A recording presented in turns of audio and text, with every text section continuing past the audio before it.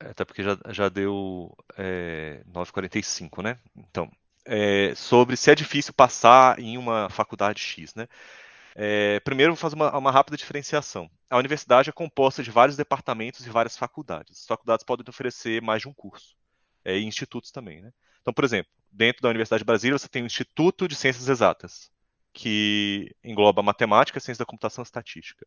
Você tem a Faculdade de Medicina, que oferta o curso de medicina ou pós-graduações em medicina. A faculdade é algo maior do que o curso. Ele engloba os cursos, né, dele. Então, assim, eu tenho uma noção da dificuldade dos cursos, assim. Tem uns que são meio óbvios, né? Matemática, ó. Medicina é o mais concorrido, né? Mas se você tiver alguma coisa em mente, já posso falar para você, olha, esse aí tá acima dos 50%, né, em nível de dificuldade, né? Tem entre os 50% mais difíceis ou os 50% mais fáceis. Direito tá entre os 50% mais difíceis. Eu acho que ele é um dos top 10, tá? Ele já foi, assim, sempre foi medicina, direito, medicina, direito, medicina, direito. Mas ultimamente direito tem caído bastante. Ele não tá mais acho que nem nos top 5. Nos top 5 tá assim, medicina, acho que relações não. Odontologia, não me pergunte, não sei. Psicologia também tá. Esses são os que eu lembro que estão assim, super difícil de passar e eu nem entendo por que começou a ter essa procura agora. Farmácia é difícil? Ixi, eu vou ter que dar uma olhada aqui. Eu tenho uma planilha que eu organizei junto com o Mércio, com todas essas notas calculadas o mais atualizado possível, né? Ao final de cada subprograma, né? Um subprograma é um ciclo de provas do primeiro, segundo e terceiro ano. Então vocês estão entrando no subprograma 2021. O pessoal que entra em 2021 está no subprograma 2021 a 2023, porque vai fazer as provas em 2021, 2022 e 2023. Então, ao final de cada subprograma, o Sebrae publica os resultados, né? A média das notas, o desvio padrão das notas, né? E aí a gente fez uma planilha com essas notas, né? E fazendo uma espécie de projeção aí. Melhor eu mostrar para vocês. De quanto, se a pessoa tirar tanto, ela passa ou não, né? Enfim. Eu parei de compartilhar, vou compartilhar aqui outra janela. Deixa eu abrir aqui de novo. Pra vocês verem do que eu tô falando, senão eu vou só ficar falando um monte de coisa e vocês vão ficar sem entender nada do que tá acontecendo. Estão vendo a planilha, gente? Sim. Estão vendo, né? Aí aqui é o quantos itens a pessoa acertou em cada prova, né? E qual é o argumento respectivo dela. E depois o argumento final, né? Que é usado para calcular. E vamos ver aqui farmácia. Eu coloquei aqui já algumas notas, que são notas assim bem padrãozão. A pessoa tirou a média em redação, tirou um pouquinho a mais ali na prova de conhecimentos do que a média. A média é em torno de 23, 24, tá? Na prova de conhecimentos. E a pessoa também tirou um pouquinho acima da média na prova de línguas. Então, a pessoa está um pouquinho acima da média. Está vendo que o argumento dela é 27. É positivo, mas não tanto, assim, né? Então, você já vê que a pessoa sem cota nenhuma, tá? Só a cota de escola pública, ela já passa um monte de curso. Tudo que está verdinho aqui é curso que ela passa. Talvez seja um pouco pequeno para vocês, mas dá para vocês terem uma ideia, né? Que já passa em bastante curso. Vamos procurar farmácia aqui, ó. Farmácia já passava. A pessoa tirando ali um pouquinho acima da média em conhecimento, um pouquinho acima da média em línguas e a média em redação. Então, assim, o aluno do IF 6,7 passa em farmácia ali, tranquilo. Se eu não me engano, o terceiro ano do ano passado teve 3 pessoas passando para farmácia. Sem noção. Aqui eu separei por campus, tá? É porque o UNB tem 4 campi. Então, assim, dá para ter uma noção, né? Que tirando um pouquinho acima da média, só de ser escola pública você já passa em muito curso mesmo. No noturno você passa para quase tudo, exceto direito e engenharia de produção. Você já passa para quase tudo já.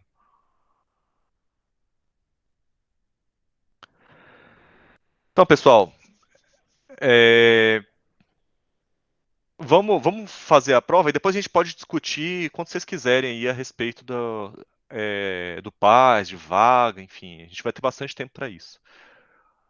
Principalmente nos atendimentos. No atendimento a gente pode ficar a tarde inteira conversando sobre isso. Aí perguntaram aí de artes plásticas. Artes plásticas é artes visuais, tá? Que chama.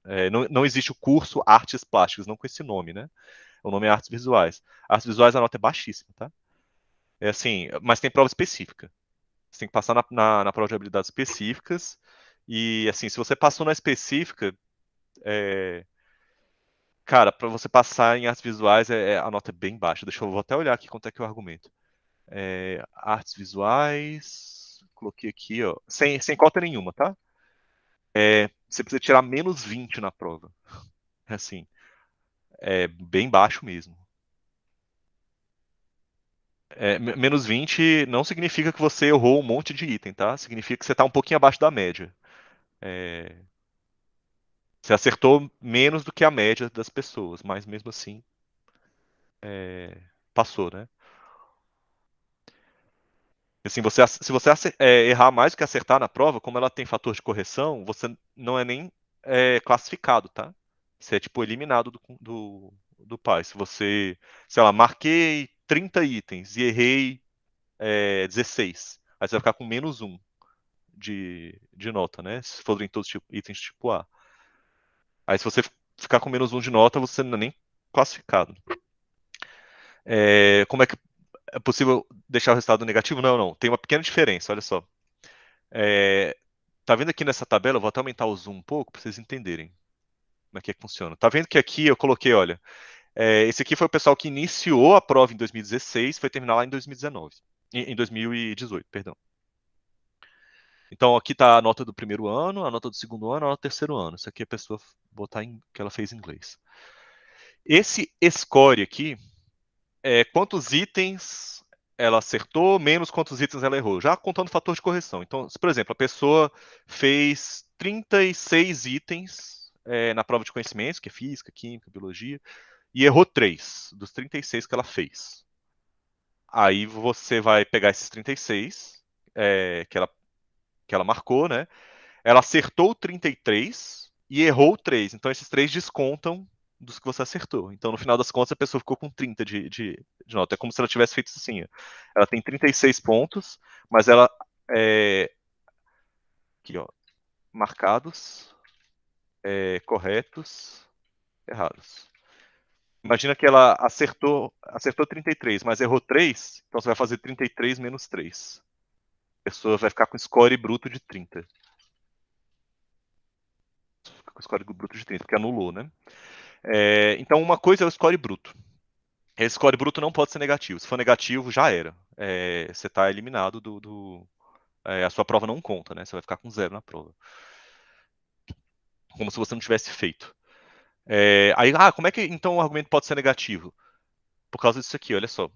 A pessoa que tirou 30 pontos, ela vai ser comparada. Essa aqui é uma outra planilha que eu tenho.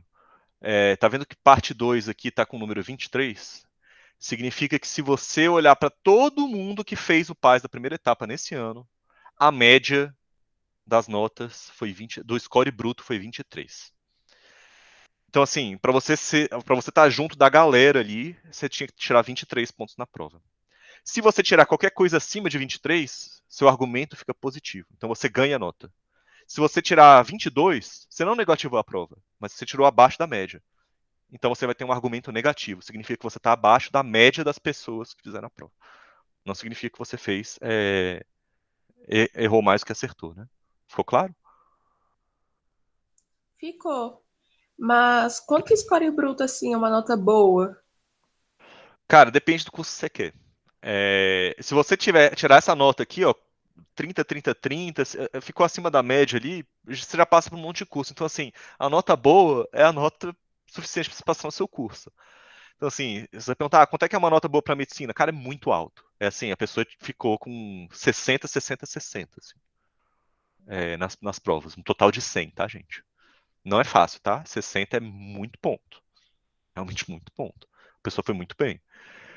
Então, assim, é, não é para desistir de medicina, não. É possível? Claro que é possível, mas mais trabalho, vai dar mais esforço. Direito é um pouquinho menos, mas assim, é uma prova difícil também, tá? Tem uma concorrência bem, bem forte.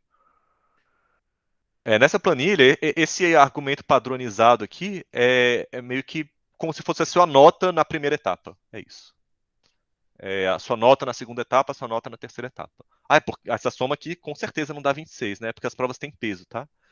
A primeira etapa tem peso 1, a segunda etapa tem peso 2, a terceira etapa tem peso 3. Então você vai multiplicar esse primeiro valor por 1, esse valor por 2 e esse valor aqui por 3. Por isso que dá esse resultado maior aí.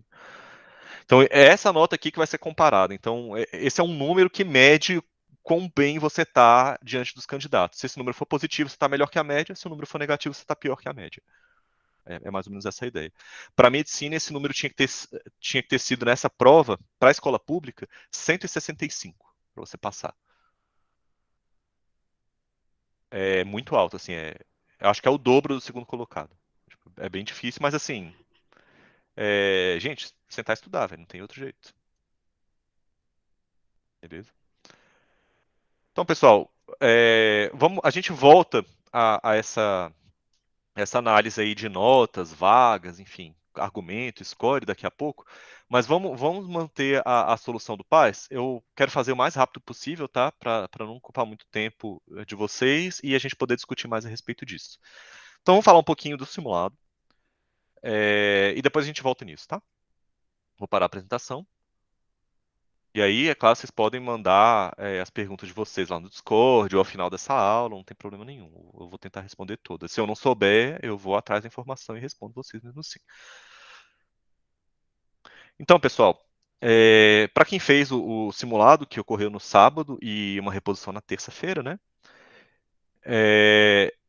Eu elaborei aqui algumas questões de matemática e eu não vou ler exatamente todo o texto com vocês, o texto é mais um texto motivador, muitos dos itens de exatas são assim.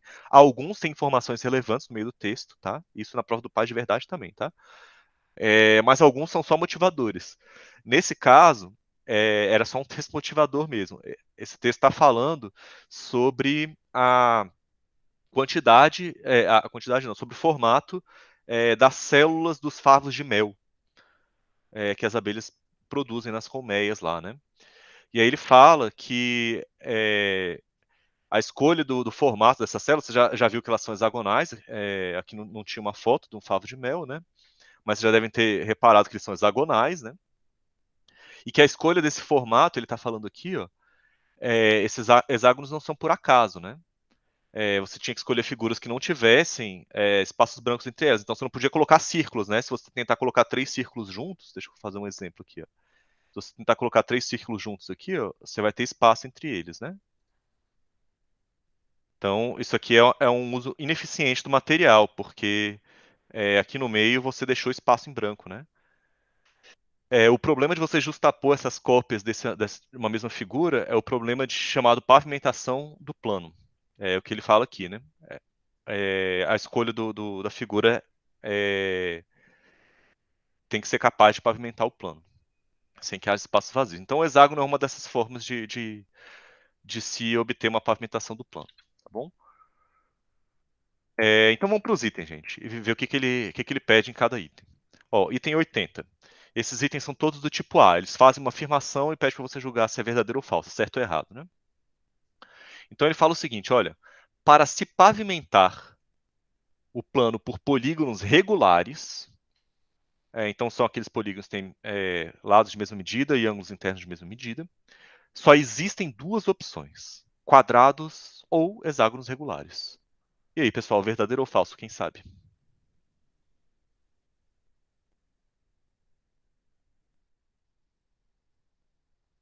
Não precisava saber o que era, quais eram todas as possibilidades, tá?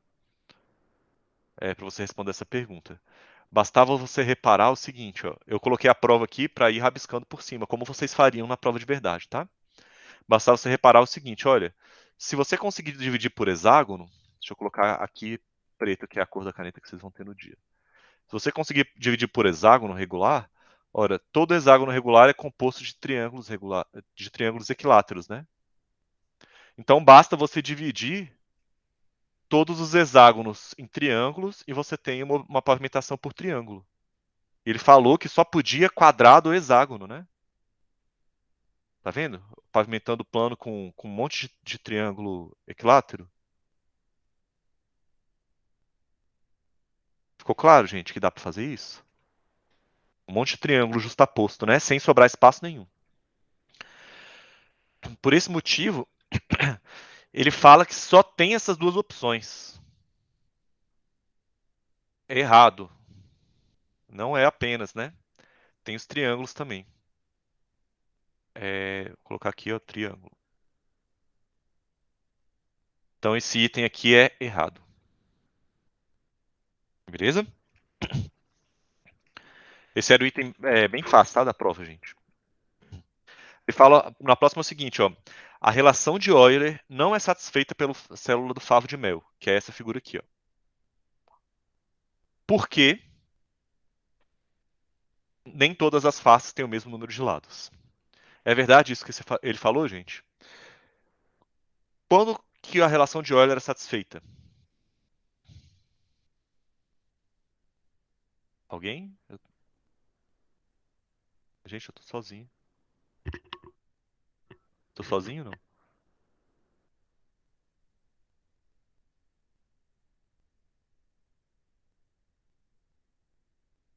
Alô? Alguém tá aí?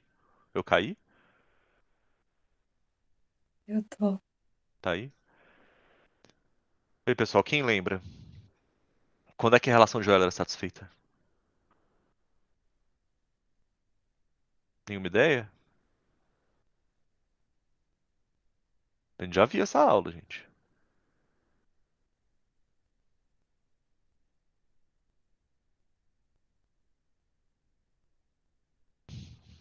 Essa questão foi colocada de propósito aqui, gente. Olha só, quando você vai fazer uma prova, às vezes na própria prova você acha informações que respondem ela mesma, tá? Então é bom você dar uma folhada na prova antes de começar a fazer. A relação de Euler, ele também fala aqui embaixo, ó. Tem uma outra questão só sobre isso. Aqui embaixo tem uma questão sobre relação de Euler. É aquela. Ixi, aqui tá faltando uma. Aqui, deixa eu colocar. Isso aqui faz parte do enunciado lá de baixo. Que ficou quebrado aqui.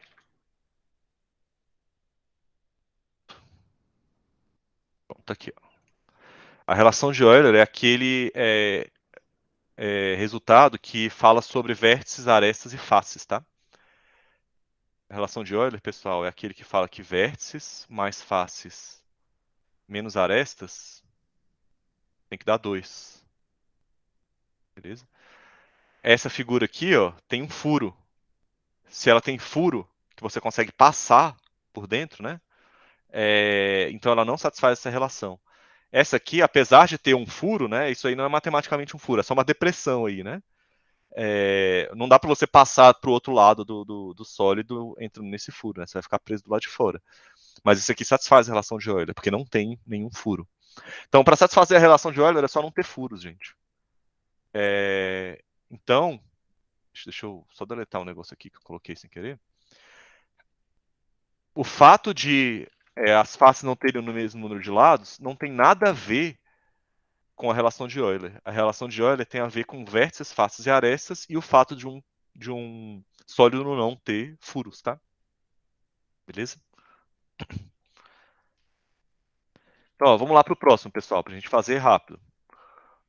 Se as bases de prismas regulares, de base triangular, quadrado e hexagonal, têm a mesma área lateral, a gente começou a enrolar, porque agora ele está falando de prisma regular, está falando de área lateral, está falando de altura, e ele quer tirar uma conclusão sobre o perímetro dessas bases. Espera aí, vamos ter que escrever o que ele estava dizendo, né?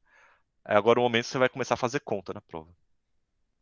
Então ele fala o seguinte, olha, a base triangular, a quadrada e hexagonal, os prismas regulares, né, de base triangular, quadrada e hexagonal, têm a mesma área lateral. Então vamos fazer o seguinte, ó. Eu vou colocar aqui, ó, a área lateral de um prisma de base hexagonal vai ser indicado por esse A6 aqui, tá? Isso aqui é a área lateral de um prisma cuja base tem 6 lados. O que ele está falando, o que ele está falando é que o A6 é igual ao A4, que é igual ao A3. Por quê? As áreas laterais do prisma de base hexagonal, quadrangular e triangular são as mesmas. Então essas três equações são válidas. Tudo bem. E eles têm a mesma altura, então as bases têm o mesmo perímetro. Vamos ver como é que a gente calcularia a área lateral de cada um deles. Ih, gente, aqui tem uma folha branca aí que está me atrapalhando. Como é que eu faria para calcular a área lateral de um prisma de base hexagonal? Eu teria que pegar o lado dele, o lado da base hexagonal, e multiplicar pela altura, não é?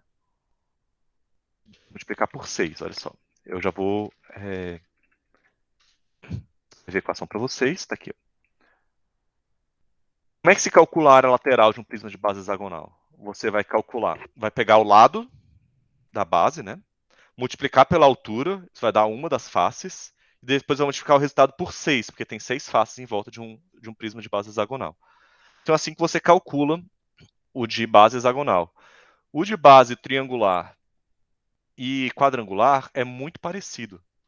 Só que você vai pegar o lado da base e multiplicar por 4 no caso da base quadrangular, ou por 3 no caso da base triangular, porque é um triângulo lá embaixo, né? Tem 3 lados, tem 3 faces laterais. Não é isso? E ele falou que todos têm a mesma altura, né? Então o H é o mesmo para todo mundo, né? Concorda comigo, gente? Agora olha só, se ele deu essas equações para mim aqui, ó, concorda que isso não é uma equação só, tá? Tem 3 equações aqui. Tem essa aqui, ó, por exemplo, que fala que o A6 é igual ao A4. Ora, mas se o A6 é igual ao A4, isso quer dizer que o L6 vezes a altura vezes 6, que é a expressão do A6 aqui, ó, tem que ser igual ao L4 vezes H vezes 4. É isso? Ó, substituir as alturas, né? As áreas laterais, perdão.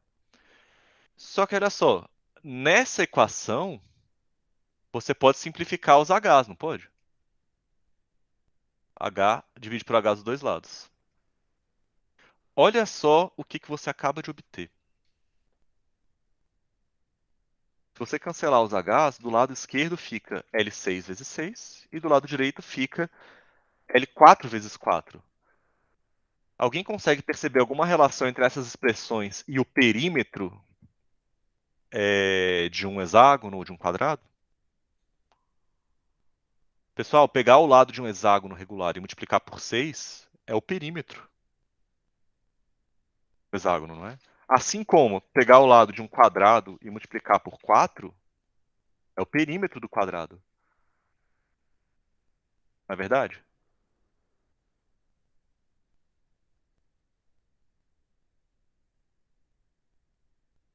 Se você não visualizou ainda, gente, olha o seguinte.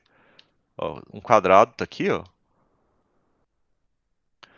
com o lado subíndice 4 aqui, né? O lado do quadrado, né? Ora, multiplicar por 4 não é o perímetro dele?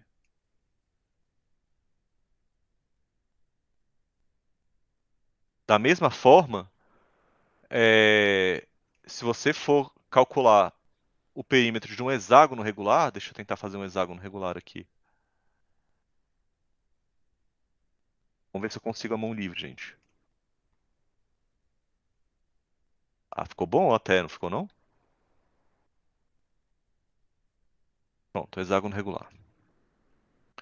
Esse cara aqui é o lado do hexágono, L6, lado do hexágono. Não é multiplicar ele por 6?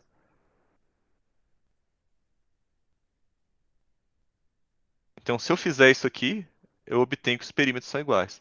Pessoal, você precisa fazer a conta para os outros? O procedimento é exatamente o mesmo. Quando você igualar duas dessas expressões, o H vai cortar e vai aparecer perímetro igual a perímetro.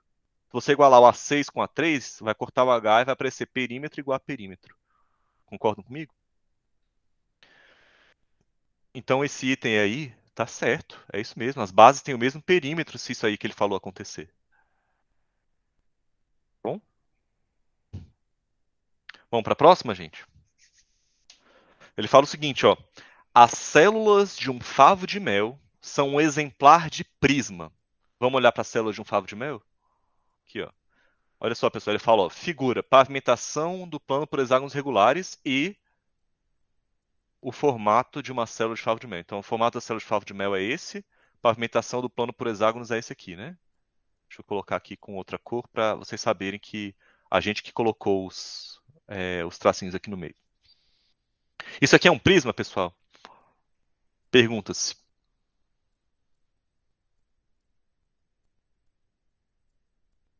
Alguém sabe me responder se é um prisma ou não?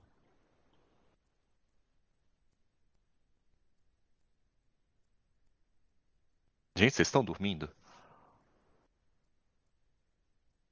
Eu só abrir a janela aqui que tá quente.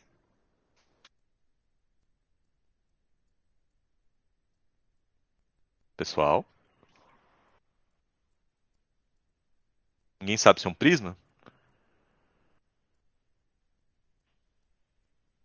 Olha só, gente.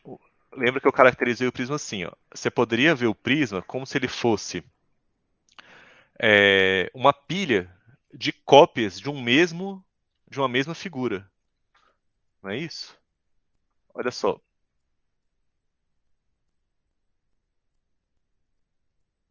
Se você olhar para a base aqui e sair copiando a base lá para cima, realmente tem um monte de hexágono aqui, né? É uma pilha, né? De figuras idênticas, né? Mas quando você chega aqui em cima já não é, né? Tá vendo? Essa aqui de cima, esse cara não é um prisma. Ele seria um prisma se ele fosse realmente uma cópia, né? Até aqui ele é, né? Até aqui ele é.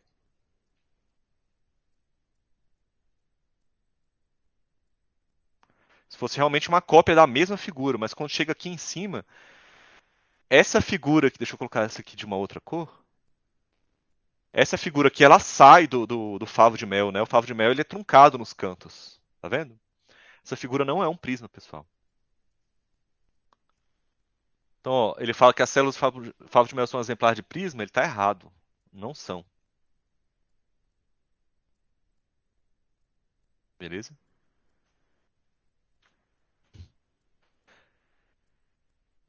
Próximo então, pessoal. Essa aqui exige um pouquinho mais de conta, tá? Se um prisma hexagonal regular e um prisma quadrangular regular têm a mesma área lateral e a mesma altura, só que agora você já sabe então que ele tem o mesmo perímetro, né? Então, o volume do prisma hexagonal é mais que 15% superior ao volume do prisma quadrangular. E aí, pessoal, como é que a gente vai fazer essa conta?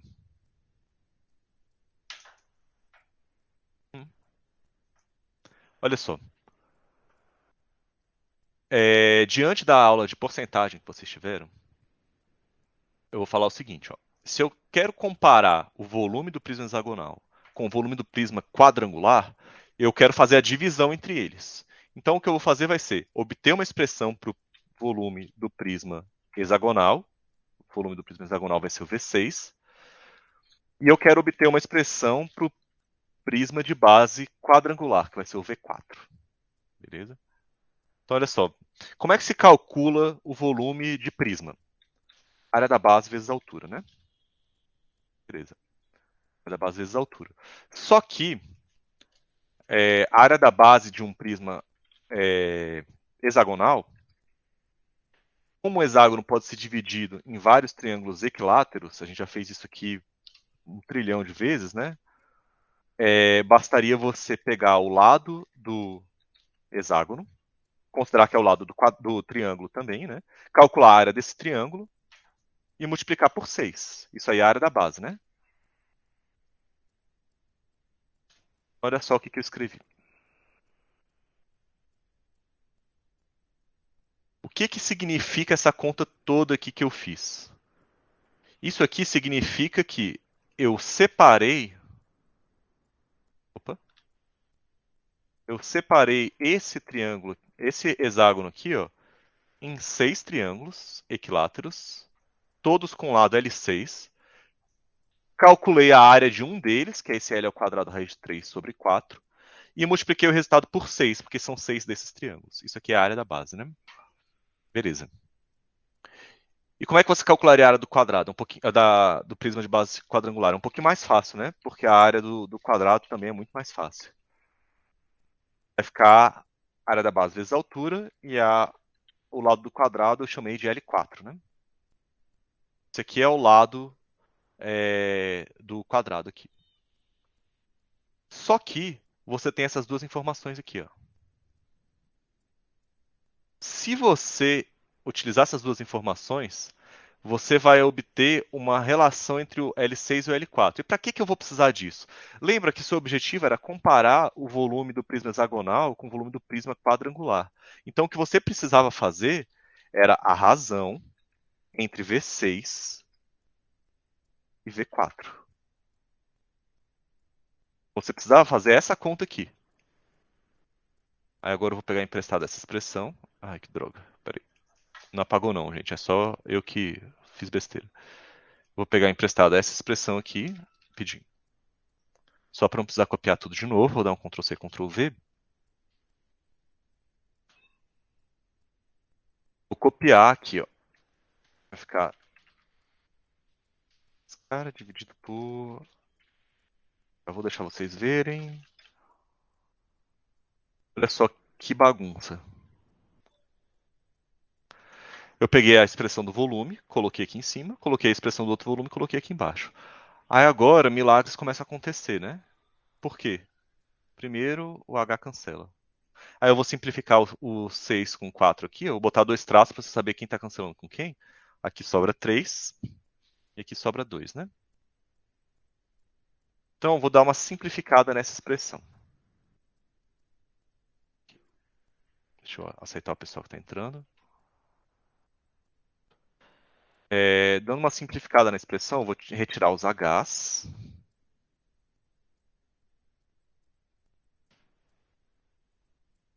Retirei os Hs. Além disso, eu tenho que simplificar o 3 com o 6 com o 4 para dar 2, né? 3, respectivamente. Aqui. E além disso, eu vou dar uma. Eu vou usar aquela propriedade de divisão de frações de manter a primeira e multiplicar pelo inverso da segunda, já reorganizando os termos. Olha só como é que vai ficar. Vai aparecer uma fração grandona, que vai ser o raiz de 3, que está sendo multiplicado pelo 3 e dividido pelo 2. Então vai aparecer um 3 raiz de 3 sobre 2.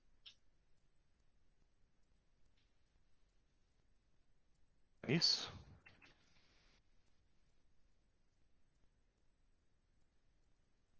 Então o que apareceu? Apareceu 3 raiz de 3 sobre 2, está aqui.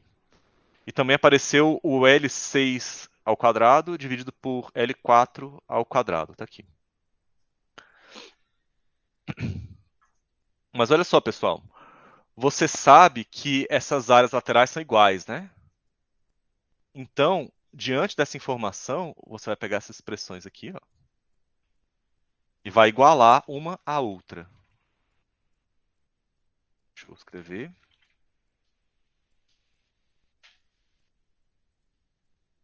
Não precisava desse aqui, outro aqui não. Se eles são iguais, essa expressão é igual à outra, né? Ah, e o que você faz com isso? Diante dessa informação, você pode obter a razão entre o L6 e o L4. Basta você dividir o L4, cancelar os Hs, né? Passa o L4 dividindo, passa o 6 dividindo. Olha só como é que fica. Aqui, vou precisar de um pouquinho de tempo para editar as equações. Eu acho que...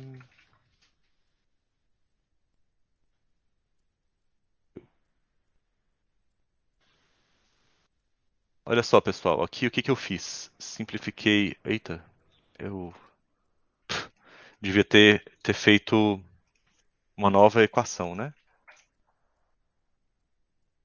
Deixa eu escrever tudo de novo aqui. Essa equação aqui, ó. Eu passei o 6 dividindo, passei o L4 dividindo, tá? E simplifiquei os Hs. Então, no lugar de L6 sobre L4, eu posso colocar 4 sextos. Isso aqui está começando a ficar pequeno, né?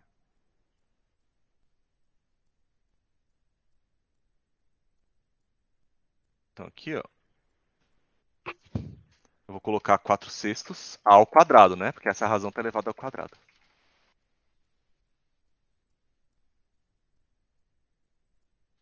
4/6 é 2/3, tá? Se você quiser colocar 2/3 já fica melhor.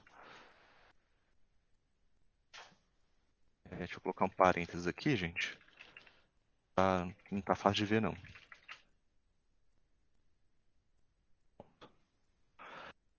Pronto, agora você tem uma conta, né?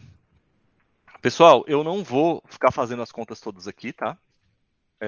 Mas basta você simplificar ali o 3 com 6 ao quadrado, o 2 com o 4 ao quadrado, enfim. Você vai simplificar essas expressões, você vai achar aproximadamente 1,1503, eu acho. Essa conta se faz na calculadora, tá? E agora a gente está pronto para dar a resposta. O que essa equação diz? Você está comparando o volume de um prisma hexagonal com o volume de um prisma quadrangular. O que esse resultado significa, esse resultado numérico? Quando você divide dois números, você obtém 1,15. O que isso quer dizer em termos percentuais?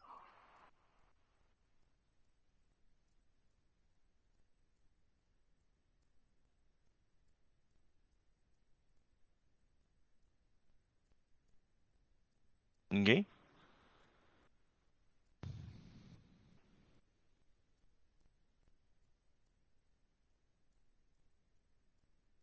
Pessoal, vamos pensar assim. Olha.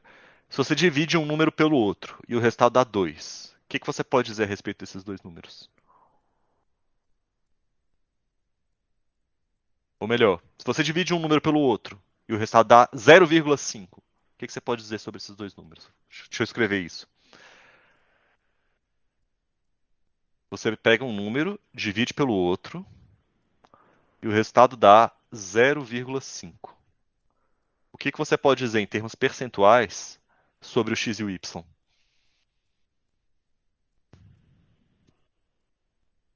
Vocês não viram a aula não, né, gente?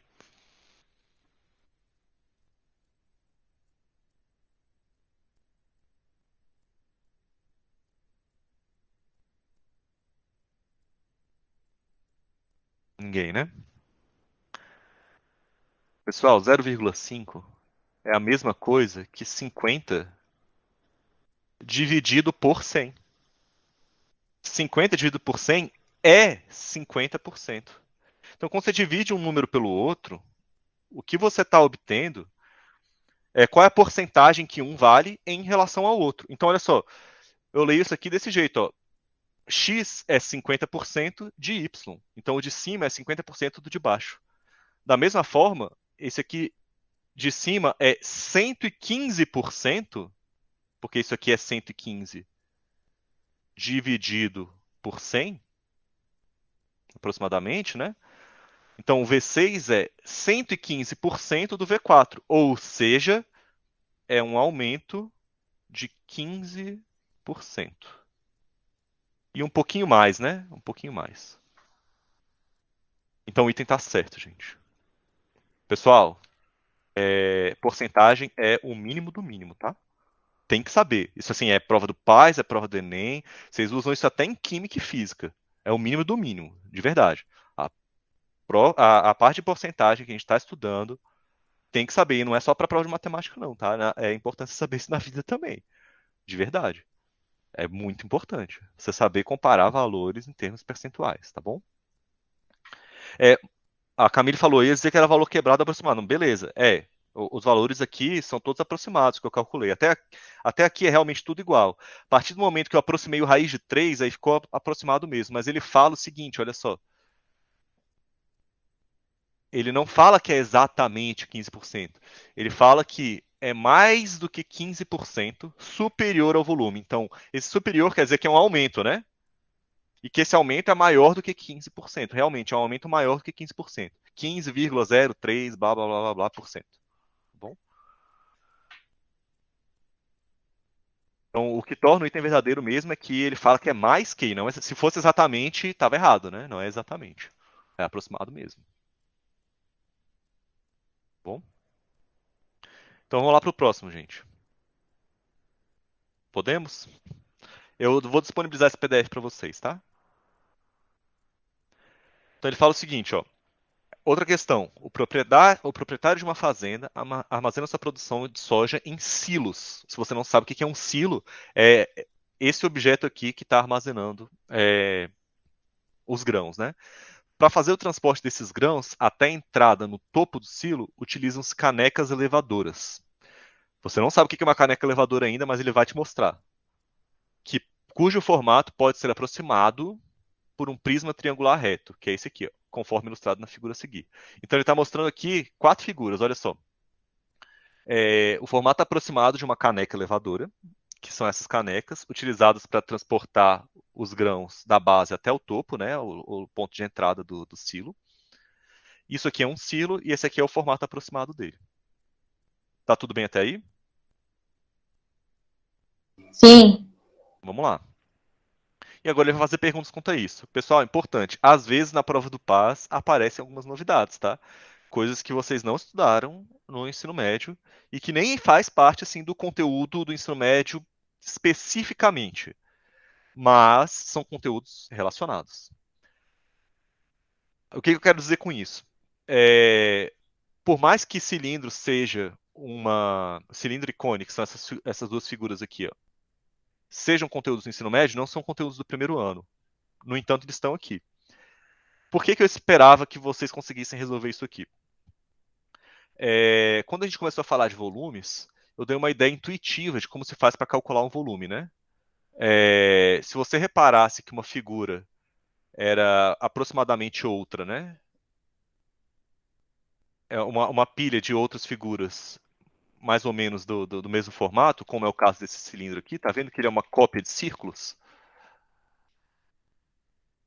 Então significa que se você quiser calcular o volume de um cilindro, basta você calcular a área de um círculo e multiplicar pela altura. É uma pilha de círculos, né? Concorda? Então, você tem uma ideia de como se faz para calcular o volume de um cilindro, por exemplo. E o do cone, como é que você faz para calcular o volume de um cone? O cone se parece com alguma outra figura que a gente já estudou, gente?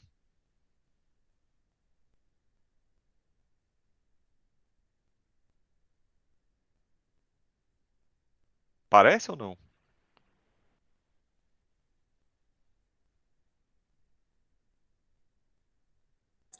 Sim, sim, sim. Parece com que figura? Triângulo. Tudo bem, o triângulo é uma figura bidimensional, né? Mas, com respeito a figuras tridimensionais, elas parecem com alguma figura que a gente já Pirâmide. estudou? Pirâmide. Parece com uma pirâmide, né? Mas, velho, como é que eu vou calcular o volume de uma pirâmide? Eu não sei a quantidade de lados, não tem a quantidade de lados embaixo, né, para calcular. Mas espera aí. O volume de uma pirâmide é calculado como um terço da área da base vezes a altura, não é? Para pirâmide. É só dividir base vezes a altura dividido por 3, né? Mas isso é para pirâmide triangular, quadrangular, pentagonal, hexagonal, heptagonal, icosagonal, todos os gonal que você conseguir, né? Essa fórmula não se altera independente da quantidade de lados. Então é razoável você imaginar que ela não vai se alterar também se você tiver um círculo, né? Que é como se fosse um polígono com uma quantidade exorbitantemente grande de lados, né?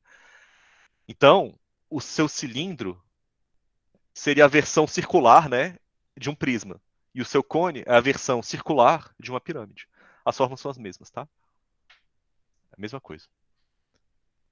Vamos começar a responder os itens? Agora sabendo que isso está mais ou menos entendido.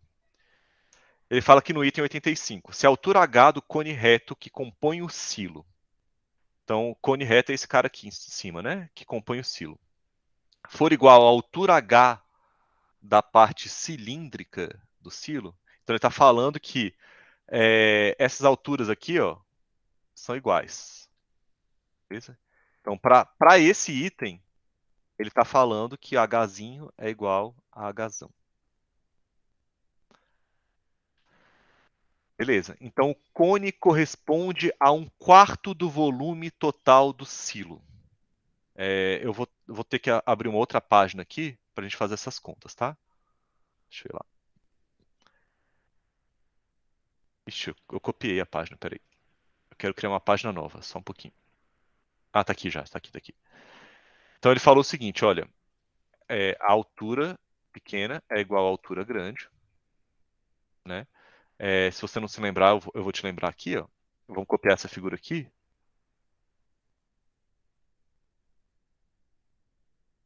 Acho.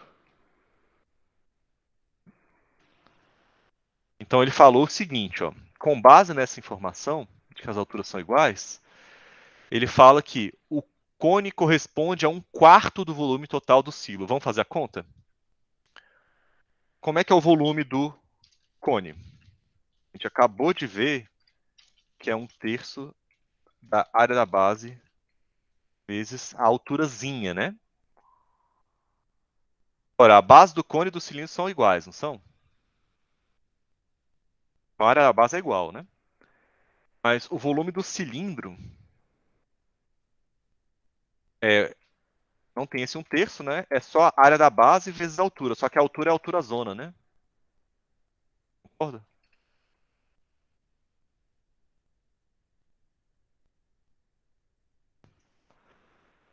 Parece verdade isso que ele falou?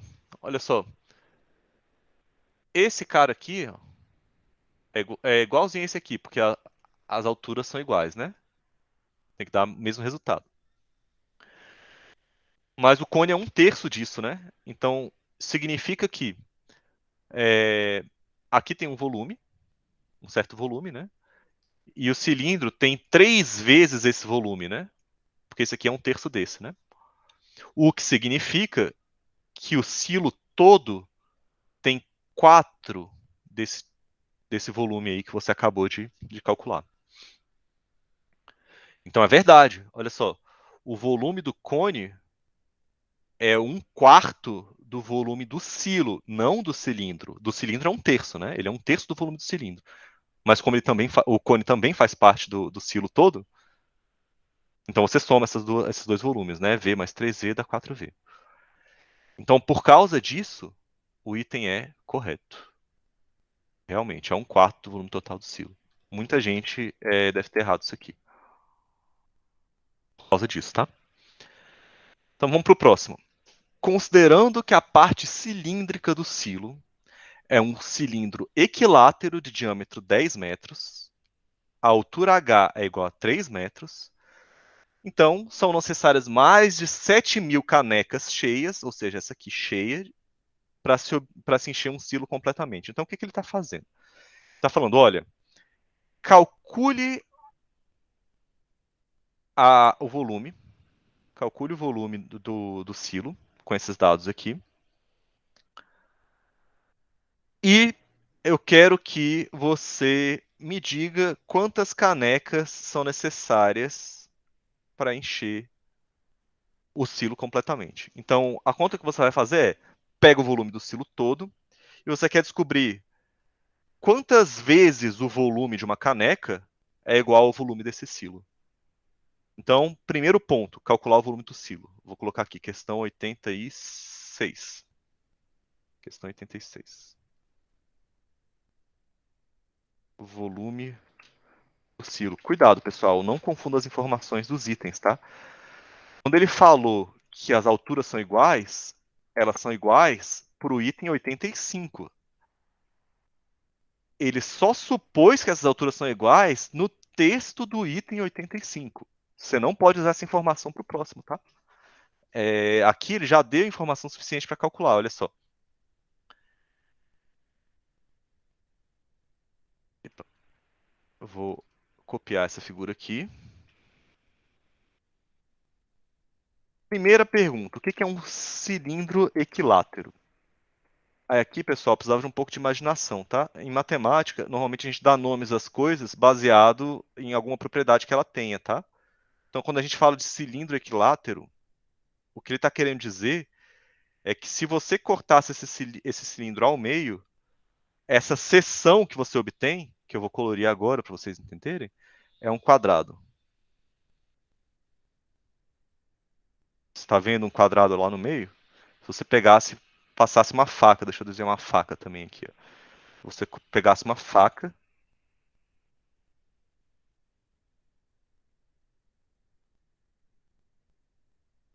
e cortasse esse cilindro bem no meio, o que você obteria é um quadrado, tá? Então, cilindro equilátero.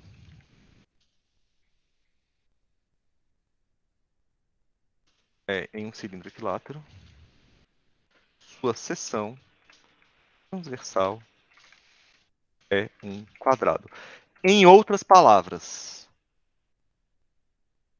significa que a altura do cilindro é igual ao diâmetro, né? Ou seja, H igual a D.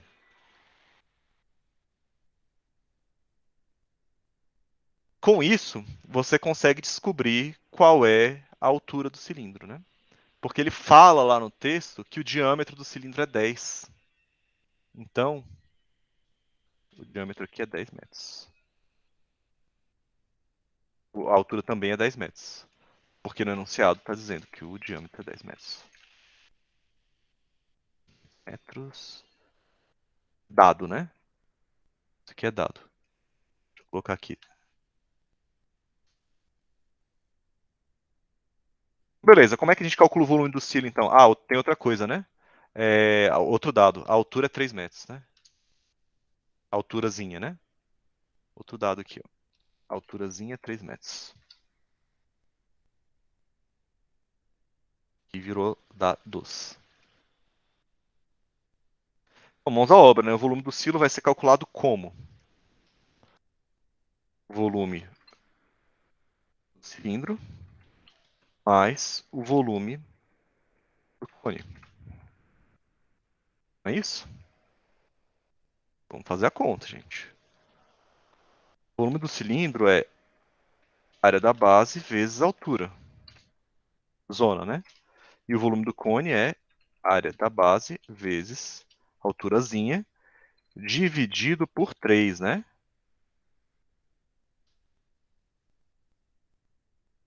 Pronto, aqui. Ó. Então, o volume do cilindro é copiar o mesmo círculo, altura zona vezes, né? E o volume do cone é área da base vezes a altura dividido por 3, que é a mesma coisa que multiplicar por 1/3, né? Só que você tem todas as informações aqui, olha só. Se o diâmetro é 10, isso significa que o raio é 5, não é isso? 5 metros, porque o diâmetro é o dobro do raio, né? E a área da base aqui, sendo os dois círculos, né? Você sabe calcular a área de círculo, gente. A gente teve essa aula já, né?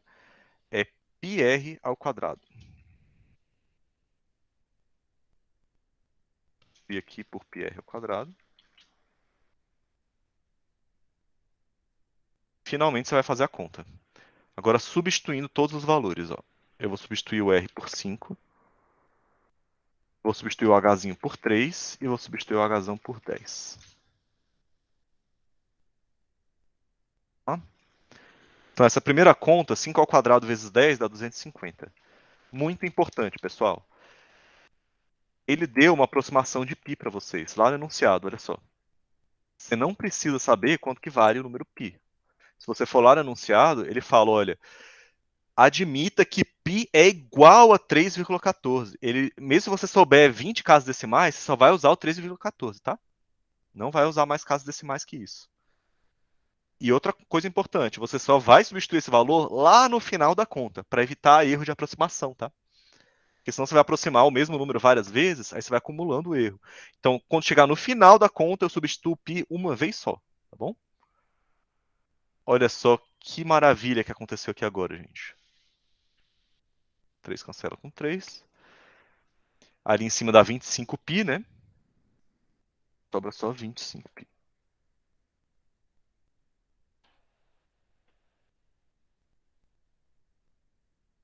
Então o volume do silo é 275.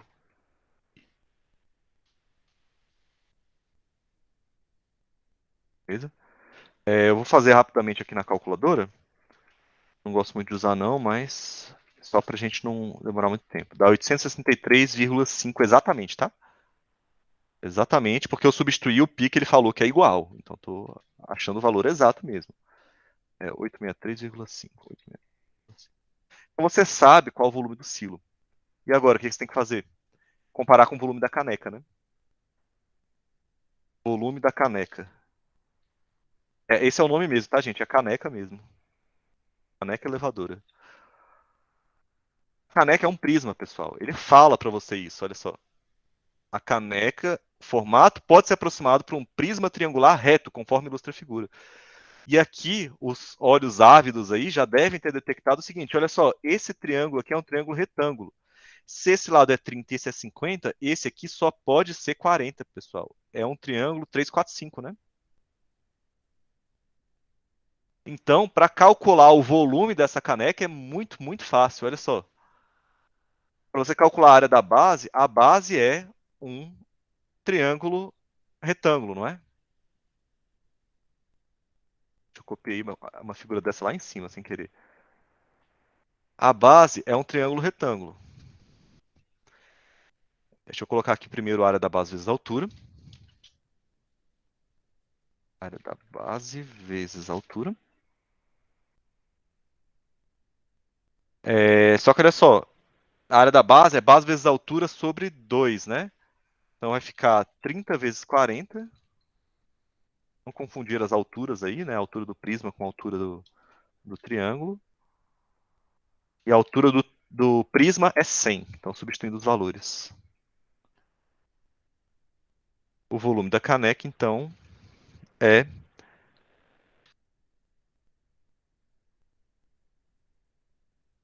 Ih, pessoal, deixa eu fazer uma pequena observação aqui, ó.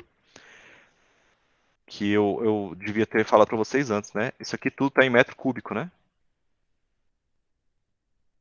E esse aqui está em centímetros. Se você fizer a conta desse jeito, vai sair em centímetro cúbico. Não é verdade? Se você quiser evitar fazer a conversão de centímetro cúbico para metro cúbico, faz a conversão de centímetro para metro, pessoal. 100 centímetros dá 1 metro. 30 centímetros dá 0,3 metros. E 40 centímetros dá 0,4 metros, né? Então, em vez de fazer essa conta com esses números enormes, eu vou fazer a conta com o 0,3, o 0,4 e o 1. E o resultado vai sair em metro, já direto para comparar. Fazendo essa conta, pessoal, vai dar 0,06. Vai dar 0,06, como estava tudo em metro, vai dar 0,06 metro cúbico. E agora, o que você vai ter que fazer? Ele falou que se você pegar esse cara aqui, para comparar com esse, vai precisar de 7.000 desses para encher um desse. Então a conta que você vai fazer é dividir um pelo outro, gente. Tá bom? Você vai dividir um pelo outro. Para saber quanto que dá, né? Quantas vezes o silo é maior do que a caneca? Então eu vou dividir 863,5 por 0,06. Tá aqui. Aí essa conta de novo fazendo a calculadora. E aqui vai dar 14.391. 391,6. Tá?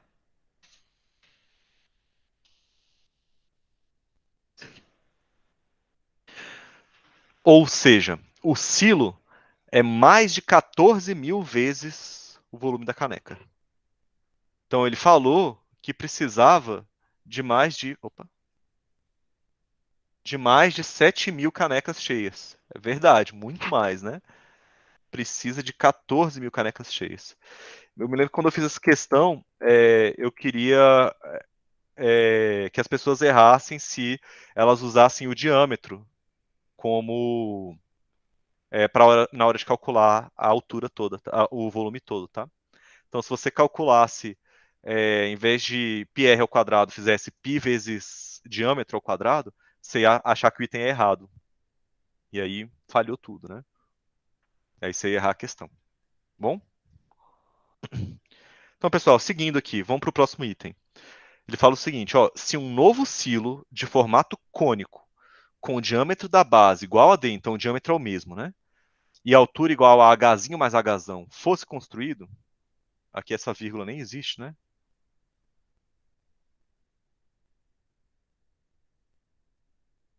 Então, este novo silo teria volume maior que 1/3 do volume do silo original. Pessoal, essa questão aqui não foi só porque fui eu que fiz, não, mas essa questão é linda, velho. Olha só que legal. Você não precisa fazer conta, tá? Não precisa. Bom, né? Uma boa notícia para variar, né? Olha só, pessoal, esse aqui é o volume do original, não é isso? Concorda comigo? Aí ele falou que você ia construir um silo que fosse cônico, mas que tivesse o mesmo diâmetro na base. Então, o mesmo diâmetro na base. E a altura dele. Opa, a altura dele é a altura total do silo original, né? Hzinho mais Hzão. É a mesma altura. Aí a pergunta que ele faz, ó, voltando aqui só para. Ele fala o seguinte: olha, o volume dele vai ser maior do que 1/3 do silo original. Então você vai ter que comparar esses dois volumes.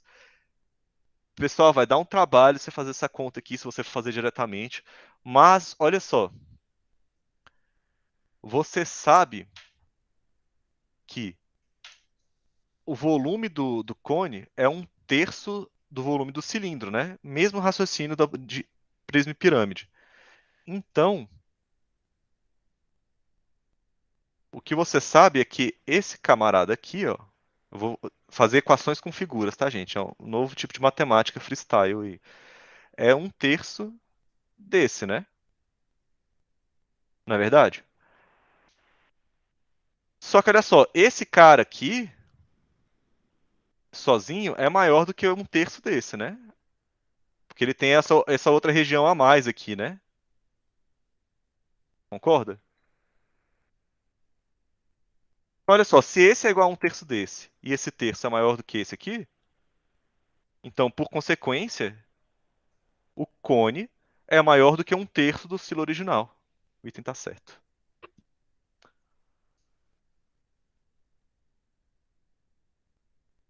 Sem fazer conta, pessoal. Nada nessa mão, nada nessa.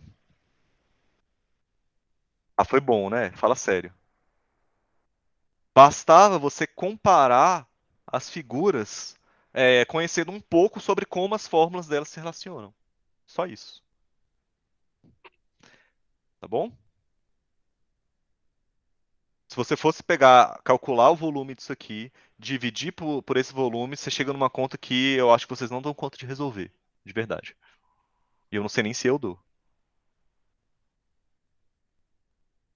E aí, pessoal, estão me acompanhando? Já todo mundo voltou a dormir? Como é que é? Tô acordada aqui. Tá acordado, né? Acompanhando. Beleza. Então vamos para a próxima, pessoal. Vocês reconhecem essa figura aqui? Reconheço. Ele é o Teatro Nacional e além de estar no simulado, estava na prova, né? Ainda está na prova, né? Só que a questão é um pouquinho diferente da prova. E esse aqui é de ouro, tá? Para quem está assistindo a aula, porque vai te dar uma boa ideia de como se fazer a questão da prova. Então vamos lá? Olha só o que ele fala, gente. O Teatro Nacional, que fica localizado lá no setor cultural norte, a rodoviária está aqui em cima, tá? Para quem nunca foi. Ele fala o seguinte, ó. Esse teatro ele possui 46 metros de altura, 145 metros nas fachadas norte e sul. Eu vou colocar aqui com um traço bem grosso, ó. De vermelho, acho que é melhor, né? Vai dar para ver melhor. Vermelho, Bruno. Essa aqui é a fachada norte, tá? E essa aqui é a fachada sul. Tem 145 metros. Beleza. Então vou colocar aqui 145 metros em vermelho. Não vai dar para ver daqui, né? Tá, deixa aqui mesmo. 145 metros. Aqui é 145 metros também. E aí ele fala que nas outras aqui, ó, essa fachada aqui é a fachada oeste, tá, pessoal? Que é o virado para W3, né? Alguma coisa assim. Mas você não precisava saber disso. Bastava você ver que essa aqui é obviamente maior que a de baixo. Então, dentre os outros valores, ó, 93 na fachada oeste. Então, quer dizer que esse número aqui em cima, ó, é 93 metros. Esse comprimento. E esse aqui de baixo é 45 metros, se eu não me engano. Metros. Pronto. Pessoal, só de curiosidade, tem uma amiga minha que desceu esse negócio aqui, velho, de bunda, nessa parte de concreto aqui. Ficou com a bunda toda ralada, quase foi presa pela polícia lá, por vandalismo. Só anedótico, tá? Enfim, eu sei que dá vontade, gente, mas não façam isso, tá? Não pode. Eles vão atrás, mesmo. Então, pessoal, aí ele fala o seguinte, olha, além da altura de 46 metros, então essa altura aqui, onde é que ela tá? É do chão até o topo, tá? Essa altura aqui é de 46 metros.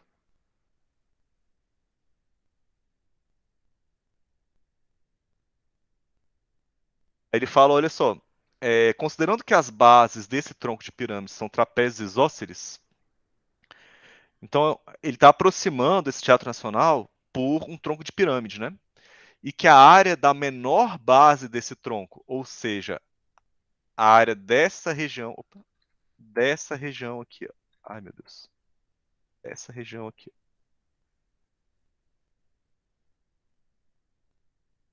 que é um trapézio isósceles também, né? A área da menor base é 2.466 metros quadrados, então ele te deu a área dessa região. Calcule a altura da pirâmide original, isto é, a pirâmide da qual o tronco de pirâmide foi construído. Então, imagina que em um dia, no passado, a gente tivesse tido uma pirâmide de Brasília, né, em vez de pirâmide do Cairo, né, de Gizé, né, e que ela foi cortada para virar o Teatro Nacional. Eu quero saber qual a altura dessa pirâmide original, tá bom? Vamos à obra, pessoal? Eu vou copiar esses dados aqui embaixo.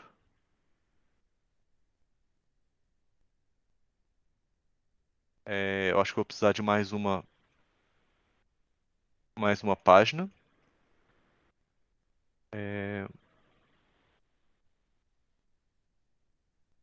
Mais uma página aqui. Pronto.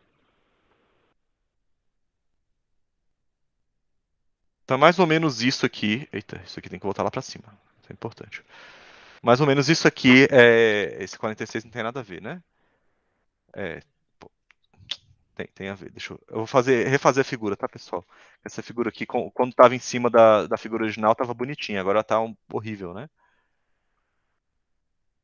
Vou aproximar esse cara aqui, esse cara aqui, esse cara aqui. Pronto.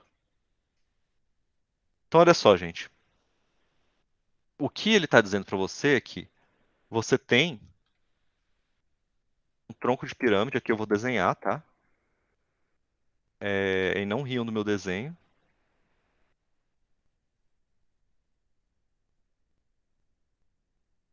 Estou tentando desenhar um prisma mais ou menos parecido, um tronco de pirâmide mais ou menos parecido com o Teatro Nacional, gente.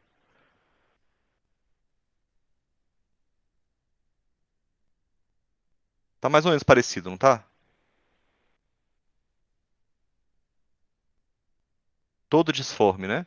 Mas o que eu quero saber é qual é o volume qual é a altura da pirâmide original, tá bom? Sei que tá um pouquinho aí deformado, né? Mas era para estar certinho, tá bom? Então, o primeiro ponto, pessoal, é eu falar da base. Como é que você vai saber o volume, a altura da pirâmide original? Tô falando volume porque eu acho que é volume na questão da prova. Mas aqui é a altura, tá, gente? Essa aqui é a altura original. E o que você tem é a altura do tronco, né? Que é 46. Então, essa aqui é a altura do tronco de pirâmide. Então, se você quiser achar o Hzão, né, a altura geral, você poderia usar a relação de semelhança entre o tronco de pirâmide e a pirâmide original, já que você sabe a altura do tronco, né? Mas para isso você precisa da constante de proporção. Então, quais são as informações que você tem? Lembra que existem aquelas relações entre uma pirâmide pequena, eu agora estou falando da pirâmide, e uma pirâmide grandona? Então, quando eu falo de área da base da pirâmide grande, área da base da pirâmide pequena. A altura da pirâmide grande, a altura da pirâmide pequena. E volume da pirâmide grande, volume da pirâmide pequena. Você tem aquelas relações aqui, né, de semelhança. que eu passei para vocês lá na aula de tronco de semelhança e tronco de pirâmides, né? Então, se você soubesse qual o valor dessa constante de proporção, você mata o problema. E a chave para você resolver isso é porque você tem a área desse camarada aqui de cima. Você tem essa área aqui. E você é capaz de calcular essa área aqui. Porque ele também é um trapézio isósceles, você tem as dimensões dele. Então, se você souber esses dois valores, você calcula o K. Tendo K, você coloca aqui nessa expressão que existem as alturas. E vá lá, descobre a altura da pirâmide original. Então, agora que a gente tem a estratégia traçada, vamos botar em prática. Qual é a área do vermelho? Essa é a sua pergunta principal, né? Então, agora que eu vou refazer o desenho desse trapézio aqui, tá? Esse trapézio, pessoal, é um trapézio isósceles. Eu vou dar uma exagerada aqui nos lados, mas vou copiar os valores aqui, ó, 45, 145 e 93. O que significa dizer que ele é um trapézio isósceles? Quer dizer, pessoal, que o centro dessa figura aqui está alinhado com o centro dessa. Melhor ainda, quando você desce as alturas aqui ó, no trapézio, esses lados resultantes aqui ó, têm a mesma medida, tá? Como ele é um trapézio isósceles. Então, vamos fazer uma conta aqui, gente. Olha só. Como isso aqui é uma altura, esse todo aqui vale 93 e esse aqui do meio vale 45, quanto que valem as pontas que eu vou chamar de x? X e x. Ora, é só você dizer que x mais o 45 mais o próximo x ali tem que dar 93, não é isso?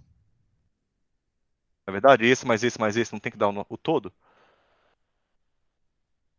Então, primeira parte é descobrir a base, é descobrir a altura da pirâmide. Para que eu estou fazendo isso? Olha só. Se você isolar o x nessa expressão, você vai obter 93 menos 45 dividido por 2. Beleza? Passa 45 para lá, subtraindo, vai dar 2x, aí você pega o 2 e passa dividindo, né? E você vai achar que o x dá 93 menos 45 dá 48.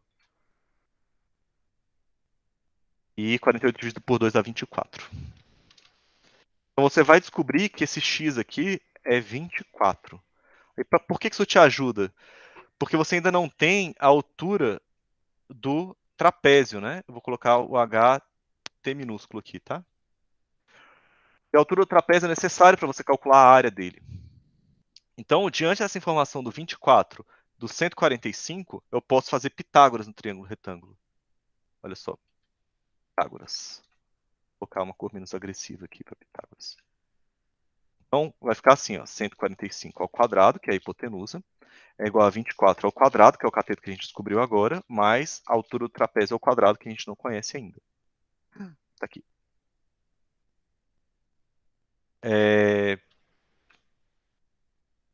Eu não me lembro exatamente quanto é que dá essa conta, eu vou fazer aqui na calculadora novamente. 145 menos 145 menos 24 ao quadrado. Refresca a memória aí, gente. Quanto é que dá 24 ao quadrado? Dá 624, é isso?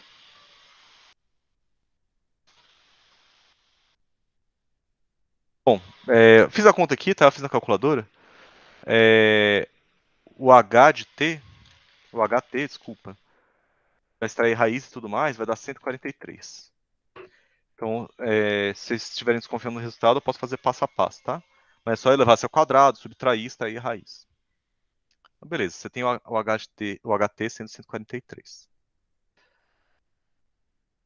De posse disso, você consegue calcular agora a área do trapézio, que é calculado como base maior mais base menor, vezes a altura. dividido por 2. Aqui a continha. Então, daqui eu vim para cá. Daqui eu vim para cá. Só substituir agora, pessoal. Olha só. Base maior é a base lá de cima, né? 93. Não precisa nem fazer a conta, já está escrito ali em vermelho, né? Base menor é aqui de baixo, ó, 45. E a altura, 143. Fazendo a conta, 93 mais 45 vai dar 138. Vou colocar 138 aqui. 138. É isso mesmo, né, gente? Eu não estou fazendo nenhuma bobagem, não. Acho que é 138 mesmo. 138 dividido por 2 dá 69.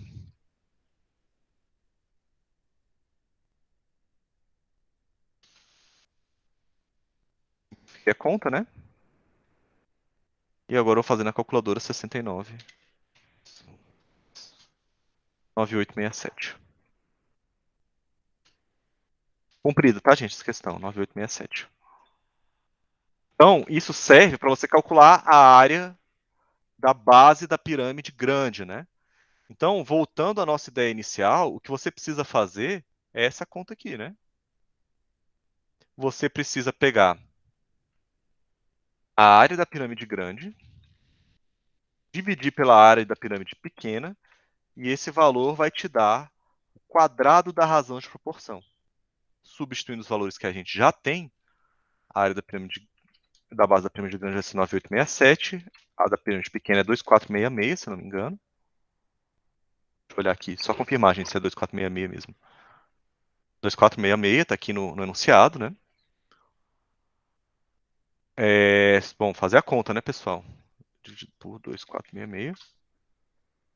Sai a raiz quadrada.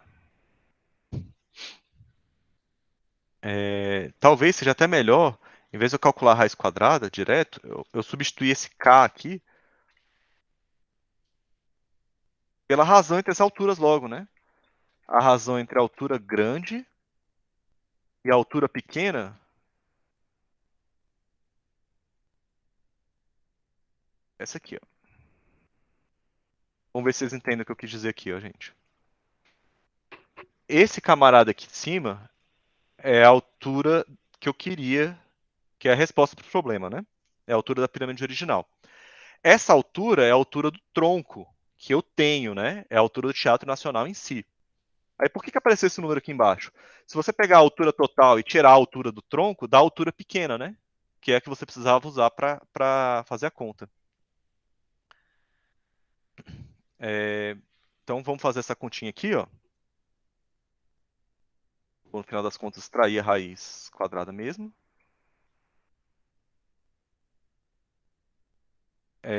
Vai dar aproximadamente 2 ali, tá, pessoal?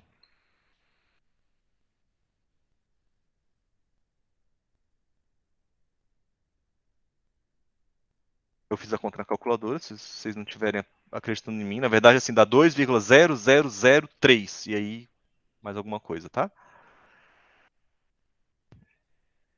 Então, pessoal, olha só. Basta substituir aqui a altura do tronco, que é 46. A altura do Teatro Nacional em si. Resolver essa equação aqui agora. Vai estar 2H menos 2 vezes 46 vai dar 92.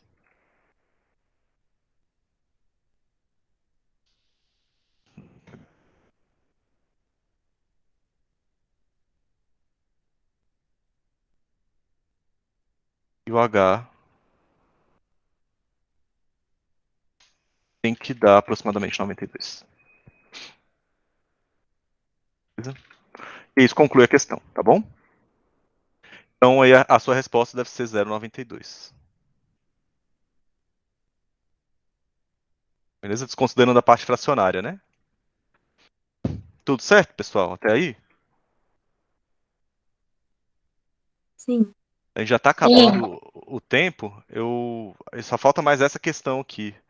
Eu não sei se vai dar para a gente fazer, tá, pessoal? Eu acho que vocês estão cansados também, 11h05.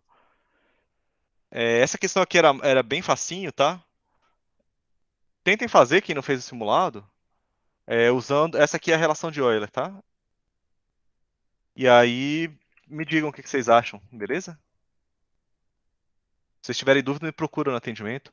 Eu acho que foi um pouco longo, né, esse simulado. Eu queria deixar um espaço para vocês tirarem dúvida do PAS, tá? Das vagas, né? De como é que faz a inscrição, essas coisas assim. As inscrições começam amanhã, tá bom? Beleza, pessoal? Podemos parar por aqui? Sim. Bom, Sim. vou encerrar a gravação então, para vocês tirarem dúvida.